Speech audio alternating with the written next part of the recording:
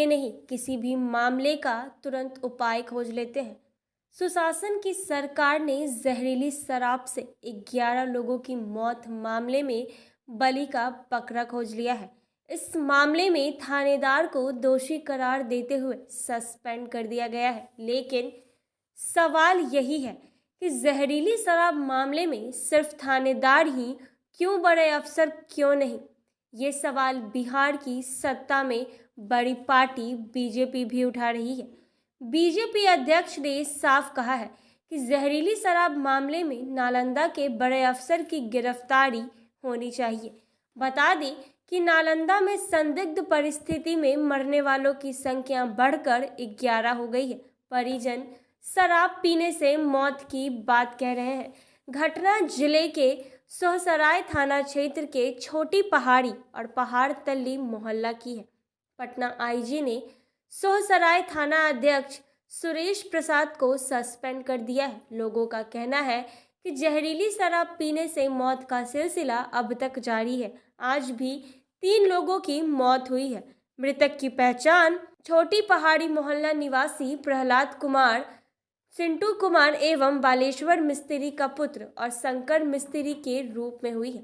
प्रहलाद की मां मृदंगा देवी ने बताया है कि बेटा शराब पीकर घर आया था। जब अपने बेटे को नशे में धुत होकर टंगते देखा तो मैंने पूछा था। उन्होंने मोहल्ले की एक महिला पर शराब बेचने का आरोप लगाते हुए उस पर डीएम एसपी से सख्त कार्रवाई करने की मांग की है। मृदंगा ने कहा है कि शराब ने हम लोगों की जिंदगी तबाह कर दी है। परिजनों का कहना है कि जहरीली शराब पीने से मौत हुई है। इस इलाके में शराब बनता है। अगर प्रशासन चाहे तो शराब क्या, उसकी एक बूंद पानी मिलना तक मुमकिन नहीं होगा। बीजेपी अध्यक्ष संजय जायसवाल ने कहा है कि नालंदा जिले में जहरीली शराब से 11 मौत हो चुकी है। परसों मुझसे जहरीली शराब पर जेडीयू प्रवक्ता ने प्रश्न पूछा था। आज मेरा प्रश्न उस दल से है कि क्या इन 11 लोगों के पूरे परिवार को जेल भेजा जाएगा? क्योंकि अगर कोई जाकर उनके यह सत्वा देता है तो आपके लिए अपराध है। अगर शराबबंदी लागू करना है तो सबसे पहले नालंदा प्रशासन द्वारा गलत बयान देने वाले उस बड़े अफसर की गिरफ्तारी होनी चाहिए, क्योंकि प्रशासन का काम जिला चलाना होता है, ना कि जहरीली शराब से मृत व्यक्तियों को अजीबोगरीब बीमारी से मरने का कारण बताना। यह साफ बताता है कि प्रशासन स्वयं शराब माफिया से मिला हुआ है और उनकी करतूतों को छुपाने का काम कर रहा है। बीजेपी अध्यक्ष इतने भर से नहीं रुके। उन्होंने कहा कि दूसरे अपराधी वहां से पुलिस वाले हैं जिन्होंने अपने इलाकों में शराब की खुलेआम बिक्री होने दी।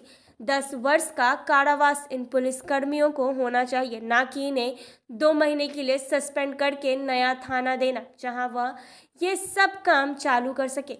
तीसरा सबसे बड़ा अपराधी शराब माफिया है, जो शराब की बिक्री विभिन्न स्थानों पर करवाता है। इसको पकड़ना भी बहुत आसान है। इन्हीं पुलिस कर्मियों से पुलिसिया ढंग से पूछताछ की जाए तो उस माफिया का नाम भी सामने आ जाएगा। शराब बेचने वाले और पीने वाले दोनों को सजा अवश्य होनी चाहिए। और यह उस हाइड्रा की बातें जिन्हें आप रोज काटेंगे तो रोज उग जाएंगे। जड़ से खत्म करना है तो प्रशासन, पुलिस और माफिया की तिकड़ी को समाप्त करना होगा। बीजेपी ने जिस तरह से शराबबंदी को लेकर अपनी सरकार को घेरा है, उससे सहयोगी दल जेडीयू बैकफुट पर है। जेडीयू की नेता शराबबंदी पर नहीं बल्कि सम्राट अशोक को औरंगजेब से तुलना को प्रकरण कर रहे हैं। हुआ 2 और आया है, अभी पहाड़ पर से 2 और आया है। हम तो सोचे थे कि हमारे भाई खाली, अब कल तो हम दिन भर रहते थे किसी का मदद में, या हमारे घर में निकल गया है। अब तो अभी तक 3 गो हुआ है। दारू बंद नहीं हो रहा है, वहाँ दारू बिकता है। दारू वाला तो 100 थाना वाला तो पूरा जीप पे भी ले। अरे जीप भी लावे से थोड़ी होगा। कितना मौत हुआ है? आज 3 हुआ है। अब तक 10 वर्ष ऊपर हो गया होगा। नाम बताओ। 10 वर्ष ऊपर हो गया होगा अब तक। क्या हुआ था बताइए ना, टोटल कहानी क्या हुआ? क्या हुआ? वही दारू बिकता है, गांव में दारू बिकता है, पुलिस कोई एक्शन नहीं लेता। दारू वाला के नाम भी नहीं लेता है और न पुलिस कोई एक्शन लेता है।